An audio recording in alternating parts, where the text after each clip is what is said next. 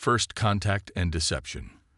The quantum detection array aboard the EDS Stellar Dawn chirped to life, breaking the routine silence of deep space patrol.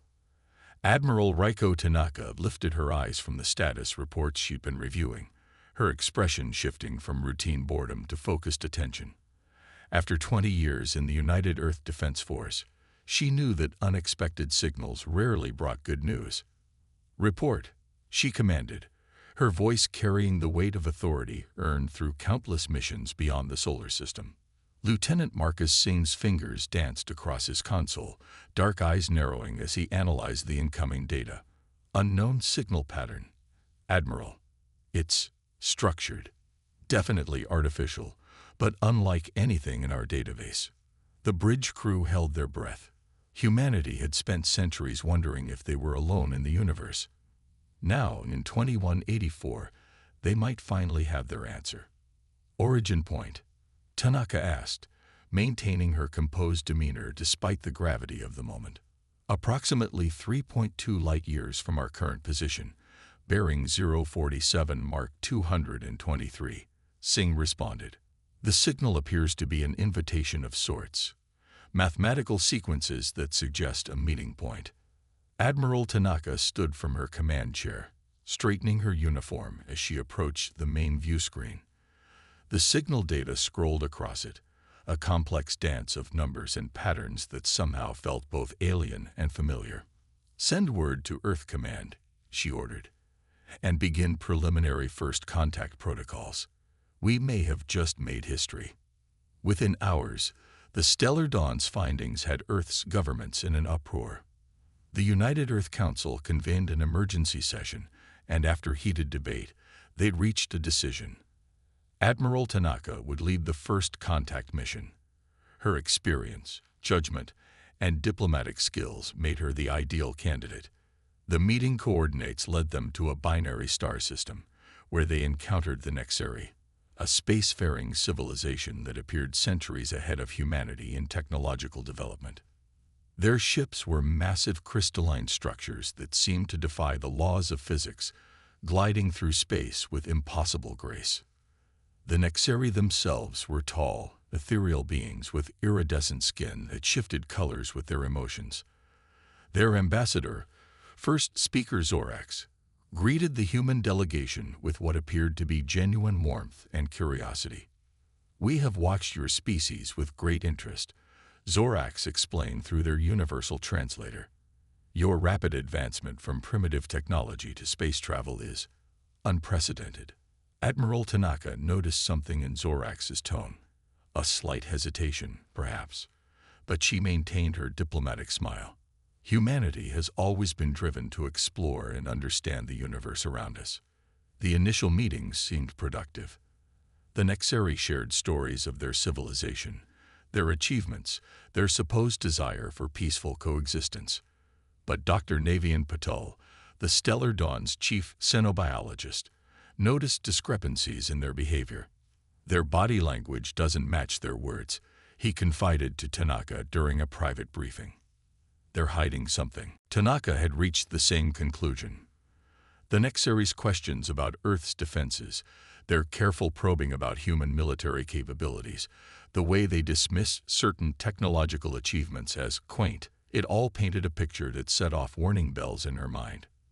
The truth emerged during what was supposed to be a routine cultural exchange.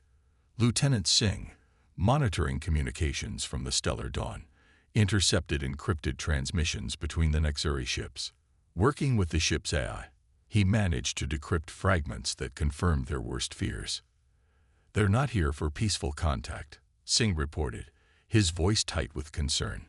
"They're assessing us for conquest." The Nexeri expand their territory by absorbing lesser species, either through voluntary submission or force. Tanaka immediately called an emergency meeting with her senior staff. "Options?" she asked, looking around the conference room at the faces of people she'd come to trust with her life. Dr. Patel spoke first. "We can't match their technology in a direct confrontation, but they don't know everything about us. They've underestimated humanity before. That's why they're here in the first place."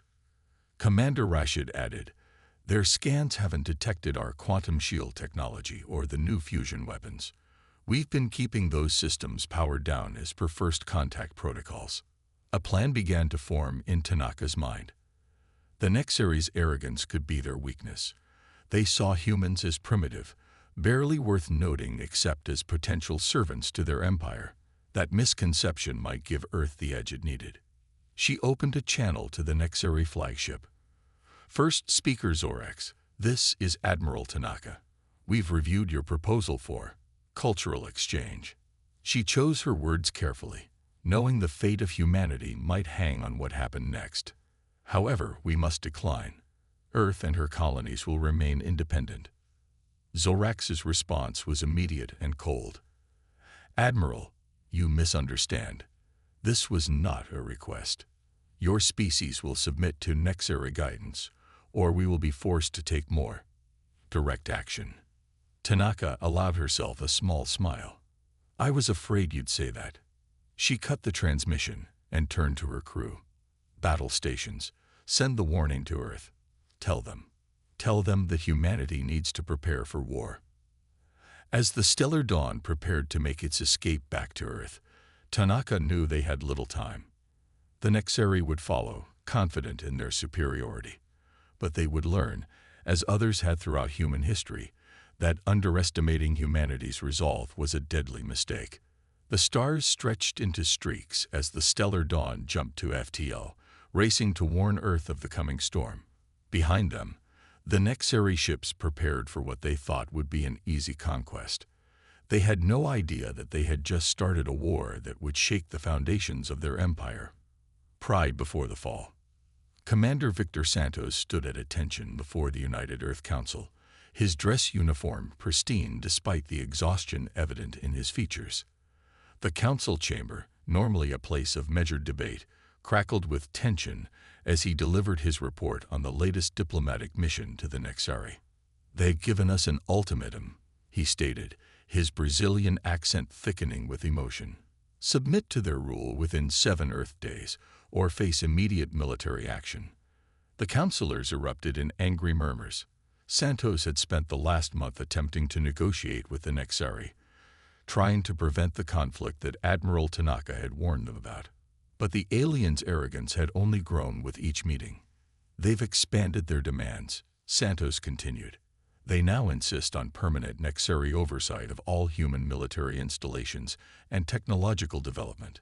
They want complete access to our quantum shield research. Council President Nadia Volkov leaned forward, her silver hair catching the light. And if we refuse? First Speaker Zorax was explicit. They will, in his words, reduce Earth's cities to ash and its people to servants. Santos' jaw tightened. They believe we lack the capability to resist effectively. The council chamber's holographic displays sprang to life, showing the latest intelligence on Nexari fleet movements. Dozens of their crystalline warships had taken position just beyond Pluto's orbit, a show of force meant to intimidate Earth into submission. What they don't know, Santos added, is how much we've learned from studying their communications. Dr. Hassan's team has made significant breakthroughs. The council members exchanged knowing looks. For weeks, Earth's best scientists had been analyzing every scrap of Nexari technology they could access, finding weaknesses in what had seemed like impenetrable defenses. The Nexari's greatest weakness is their pride, Santos explained. They're so convinced of their superiority that they haven't bothered to mask their tactical communications or shield frequencies. They don't believe we're capable of understanding their technology, let alone countering it. President Volkov stood, her decision evident in her bearing. Then perhaps it's time we showed them exactly what humanity is capable of. Commander Santos, you've done everything possible to prevent war. Now we must prepare to fight one. The next few days were a blur of activity. Santos worked with military commanders worldwide, coordinating Earth's defense plans. The Nexari's ultimatum had achieved something unprecedented, true global unity in the face of extinction. When First Speaker Zorax made his final transmission to Earth, his contempt was palpable. Your time is up, humans. Will you embrace the glory of the Nexari Empire, or must we teach you humility? President Volkov delivered Earth's response herself, standing proud before the Council's transmission array. We have a saying on Earth, first speaker, pride goes before a fall. You mistake our restraint for weakness, our desire for peace as fear. That is your final error. The transmission cut off, leaving the Council chamber in silence. Santos looked at the tactical displays, watching as the Nexari fleet began to move. They were about to learn that humanity's greatest strength wasn't in its weapons or technology, but in its indomitable spirit and capacity to innovate. The war for Earth's freedom was about to begin, and Commander Santos knew that the Nexari's pride was about to cost them everything. The silent preparation. Dr. Amira Hassan's underground laboratory beneath the Sahara Desert hummed with activity. Holographic displays filled the air with cascading data streams, each representing another piece of the puzzle she and her team were racing to solve. The fate of humanity might well depend on their success. The Nexari's quantum shielding isn't as impenetrable as they think, she announced to her assembled team. Every system has its frequency, every defense its weakness. We just have to find it. Her second-in-command, Dr. Thomas Park, manipulated a 3D model of a Nexari warship. Their crystalline hull structure is fascinating. It's not just armor. It's part of their weapons system. They channel energy through the entire ship, which makes them powerful. Amira nodded, her dark eyes bright with inspiration, but also vulnerable. If we can disrupt that energy flow, she let the implication hang in the air. The laboratory, known officially as Project Phoenix, had been running nonstop since Admiral Tanaka's warning. Scientists from every nation worked together, pooling their knowledge and resources in humanity's greatest cooperative effort. Amira moved through the lab's various sections, checking on different teams' progress. In one area, quantum physicists worked on penetrating Nexari shields. In another, engineers modified human weapons systems to exploit the weaknesses they discovered. Dr. Hassan, a young researcher, burst into her office, tablet in hand. We've done it. The quantum resonance test was successful. Amira quickly reviewed the data. They'd managed to create a feedback loop in the crystalline structure of a salvaged piece of Nexari technology. It was small scale, but it proved their theory was correct. Send this to Admiral Rodriguez immediately, she ordered, and get me a secure line to the Defense Council. Within hours, Amira was briefing Earth's military leadership via hologram. The Nexari's technology isn't magic.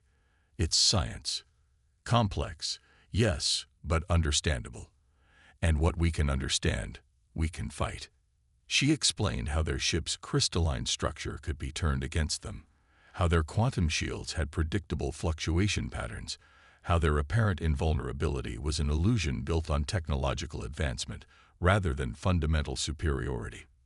But our greatest advantage, she continued, is that they don't believe we're capable of this level of analysis. Their arrogance means they haven't updated their defensive protocols in centuries. Why would they? No lesser species has ever threatened them. The Defense Council listened intently as Amira outlined her plans for countering the Nexari's technology. It would require precise timing, perfect coordination, and technology that pushed the boundaries of human understanding. But it could work. We've also developed this, she said, displaying schematics for a new weapon system. We're calling it the Quantum Cascade Disruptor. It exploits the very properties that make their ship so powerful. As the briefing concluded, General Wei spoke up. How long until these systems can be deployed? Amira checked her calculations. The basic countermeasures can be implemented immediately. The QCD will take another 48 hours to calibrate. After that, she allowed herself a small smile. After that, we show the Nexari that humanity isn't as primitive as they thought. Back in her lab, Amira watched as fabrication units worked overtime, producing the components that might save Earth. Her team had done the impossible, advancing human technology by decades in just a few weeks. But would it be enough? A message flashed across her screen. The Nexari fleet was moving. They had begun their attack run toward Earth, confident in their superiority. They had no idea that humanity had spent every second since their ultimatum preparing not just to survive, but to win. "All right, everyone," Amira called out to her team. "This is what we've prepared for. Let's show them what human ingenuity can do." The silent preparation was over. Now it was time to put their plans into action and prove that humanity's greatest strength wasn't its technology, but its ability to adapt, innovate, and overcome any challenge. Lightning strike. Captain Jamal Anderson watched from the bridge of the EDS Thunder as the Nexari fleet approached Earth. Their crystalline ships glittered against the backdrop of space, beautiful and deadly. But Anderson knew something they didn't. Humanity was ready for them. "All ships, battle formation Delta," he commanded, his voice steady despite the weight of the moment.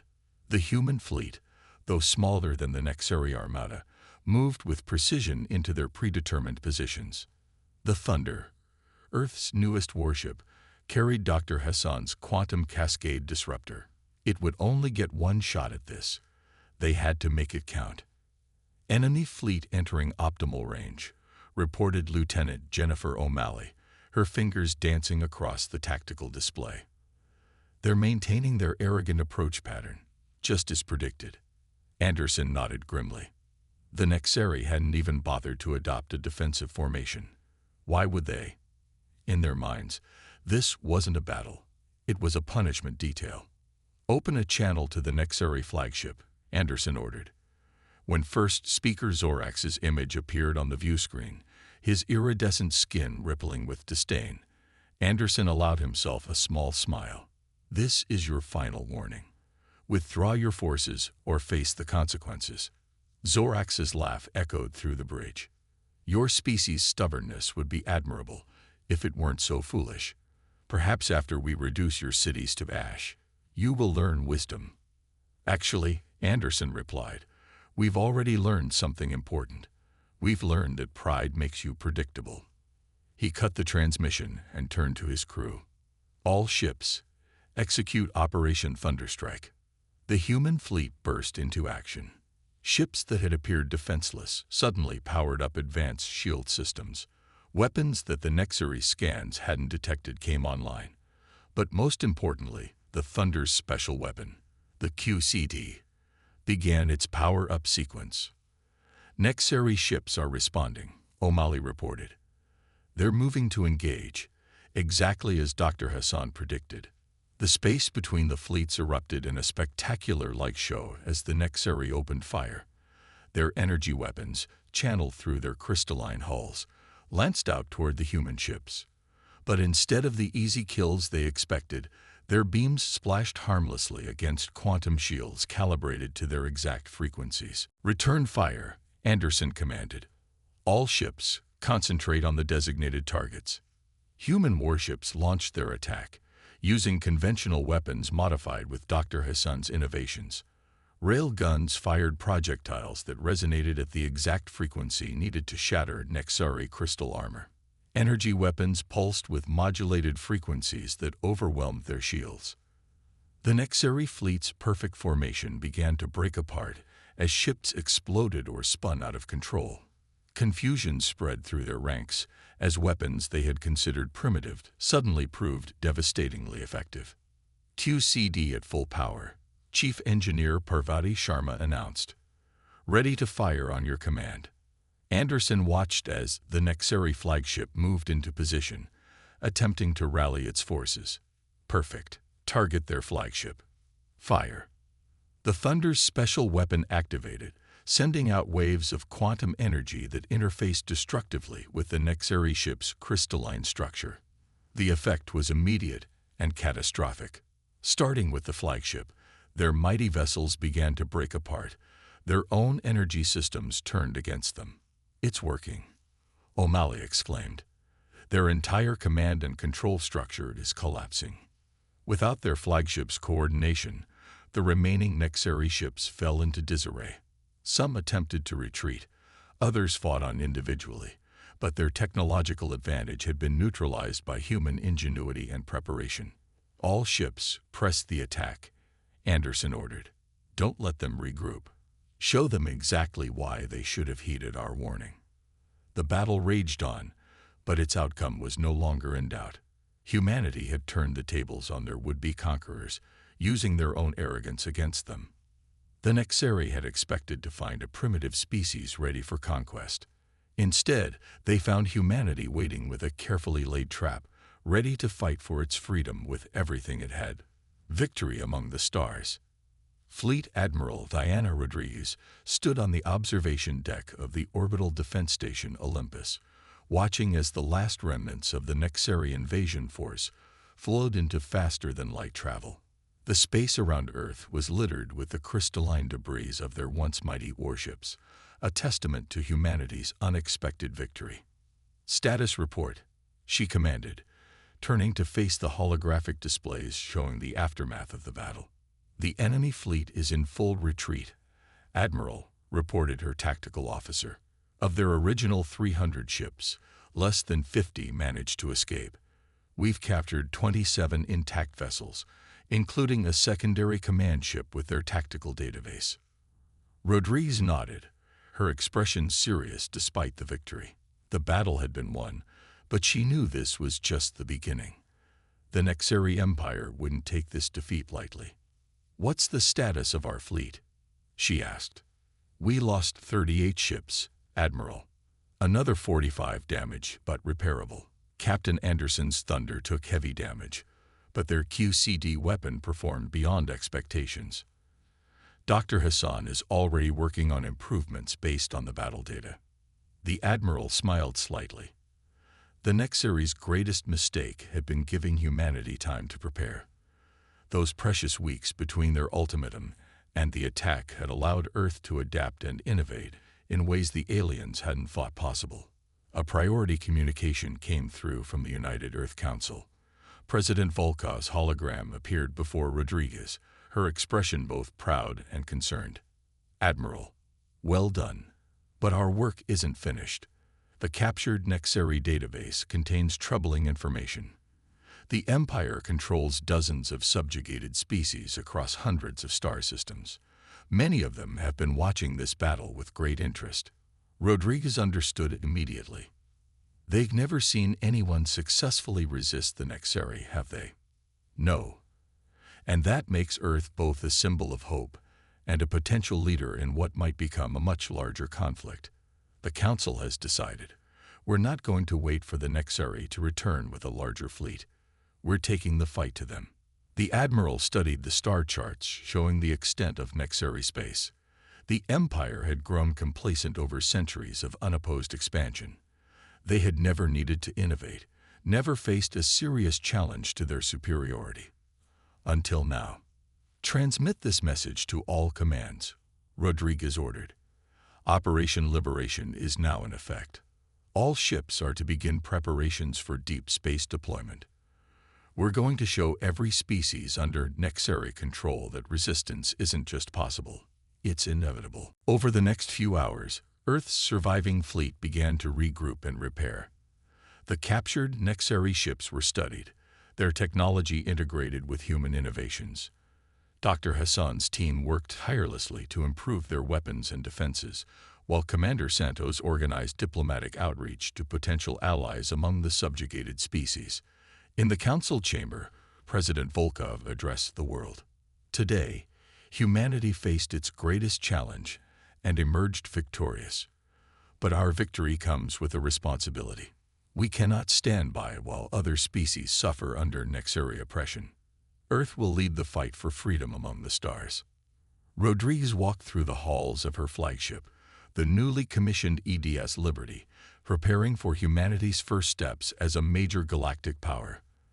The crew worked with quiet determination, knowing they carried the hopes of not just Earth, but countless other worlds with them. "Send a message to the Nexeri Empire," she commanded as she took her place on the bridge. "Tell them, you thought you found an easy conquest.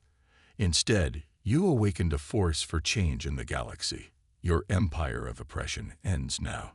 As Earth's liberation fleet prepared to jump to faster-than-light speed, Rodriguez reflected on how far humanity had come.